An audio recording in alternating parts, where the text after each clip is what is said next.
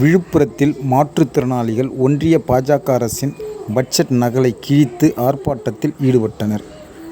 விழுப்புரம் மாவட்ட ஆட்சியர் அலுவலக பெருந்திட்ட வளாகம் முன்பு இன்று மாலை தமிழ்நாடு அனைத்து வகை மாற்றுத்திறனாளிகள் மற்றும் பாதுகாப்போர் சங்கத்தின் சார்பில் ஒன்றிய பாஜக அரசின் பட்ஜெட்டை கண்டித்து கண்டன ஆர்ப்பாட்டம் நடைபெற்றது. ஆர்ப்பாட்டத்திற்கு மாவட்ட துணை செயலாளர் எம். முத்துவேல் தலைமை தாங்கினார். ஆர்ப்பாட்டத்தில் மாநில துணைத் தலைவர் வி. ராதாகிருஷ்ணன், மாவட்ட செயலாளர் ஏ. கிருஷ்ணமூர்த்தி, மாவட்ட தலைவர் பி. முருகன் ஆகியோர் கலந்து கொண்டு மத்திய அரசின் ஒன்றிய பாஜக அரசின் பட்ஜெட்டை கண்டித்து கண்டன உரையாற்றினர். திடீரென ஒன்றிய பாஜக அரசின் பட்ஜெட் நகலை கிழித்து ஆர்ப்பாட்டத்தில் ஈடுபட்டு கோஷங்களை எழுப்பியவாறு ஆர்ப்பாட்டத்தில் ஈடுபட்டனர். இச்சம்பவம் அப்பகுதியில் சிறிது நேரம் பரபரப்பை ஏற்படுத்தியது.